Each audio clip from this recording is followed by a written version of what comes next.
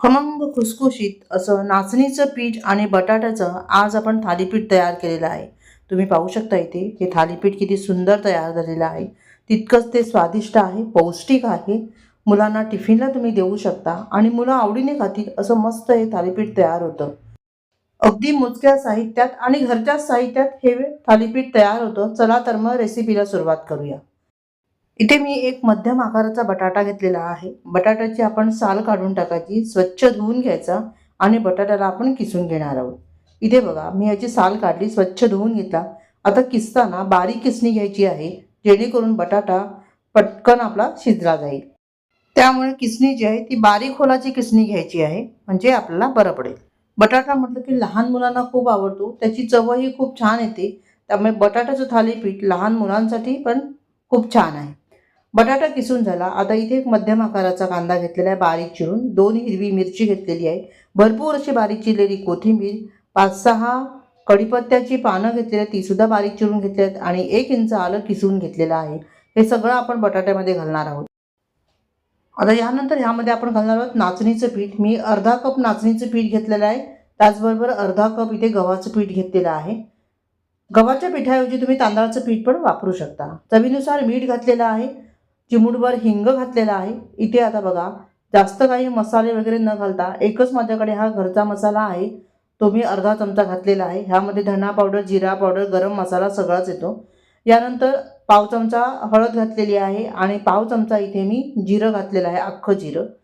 आणि हे सगळं व्यवस्थित मिक्स करून घ्यायचं आहे. आता इथे आपण अगदी सोप्या पद्धतीने हे थालीपीठ तयार करणार आहोत. जास्त आपल्याला वाटण सुद्धा वाटायचं नाही किंवा काही नाही. हाताखालच्या वस्तू घेऊन आपण हे थालीपीठ तयार करणार आहोत. सगळं व्यवस्थित एकत्र करून घ्यायचं. पाण्याचा हबका मारून व्यवस्थित असं हे पीठ तयार करून घ्यायचं आहे बघा. तर इथे मी थोडंसं सैलसर असं हे पीठ तयार करून घेतलेलं आहे. आता थालीपीठ थापण्यासाठी आपलं हे पीठ तयार झालेलं आहे. इथे मी पोह्यांची पिशवी घेतलेली आहे, त्यावर थोडंसं तेल पसरवून घेतलेलं आहे. यानंतर थोडंसं पाणी पण आपण पसरवून घ्यायचं आहे. तेल आणि पाणी असं घातल्यानंतर थालीपीठ जे आहे ते चिकटत नाही. यानंतर यावर आपल्याला घालायचे आहेत सफेद तीळ. तर इथे मी सफेद तीळ घालते. आता पिठाचा एक गोळा आपण काढून घेऊया.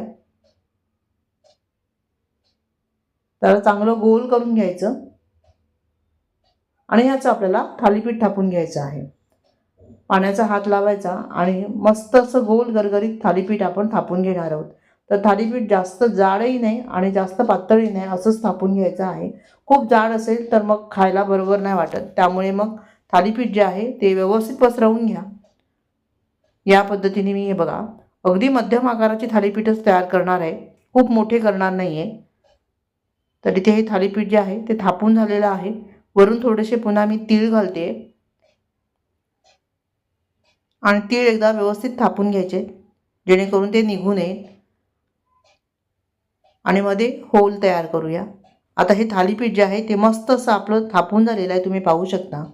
खूप जाड आपण थापलेलं नाही आहे किंवा खूप पातळ थापलेलं नाही आहे. तवा चांगला गरम करून घेतला, त्यावर तेल घालून घेतलेलं आहे आणि आता हे थालीपीठ आपण तव्यावर घालूया. व्यवस्थित हे थालीपीठ निघालेलं आहे. आता मध्यम आचेवर हे थालीपीठ आपल्याला दोन्ही साईडने शेकून घ्यायचं आहे व्यवस्थित. नाचणीचं पीठ थंड असतं. याशिवाय नाचणीच्या पिठामध्ये कॅल्शियम भरपूर असतं. लहान मुलांसाठी पण चांगलं आहे, मोठ्यांसाठीही तितकंच चांगलं आहे. पौष्टिक असा नाश्ता आहे. आता इथे वरून मी तेल घातलेलं आहे आणि 2 मिनटं आपण याला झाकण ठेवून शिजवून घेणार आहोत. बटाटा व्यवस्थित शिजला पाहिजे. तर 2 मिनटानंतर आपण झाकण काढायचं आहे आणि ह्याला उलट करून घ्यायचं. दोन्ही साईडने खरपूस मस्त असं ह्याला शेकून घ्यायचं आहे. अतिशय स्वादिष्ट आणि झटपट होणारा हा नाश्ता आहे.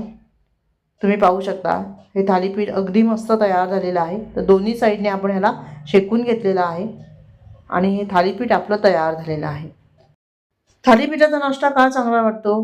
कारण की तो झटपट तयार होतो. याशिवाय त्याला आपल्याला चटणी वगैरे करावी लागत नाही.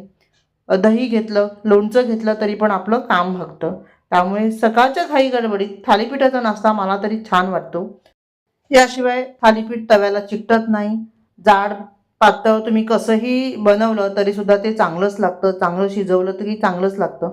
आबडधोबड केलं तरीसुद्धा चांगलंच लागतं.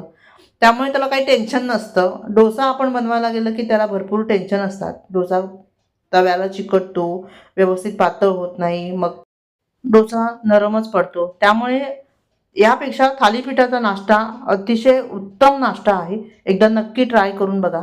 रेसिपी आवडली तर लाईक आणि कमेंट करायला विसरू नका. धन्यवाद.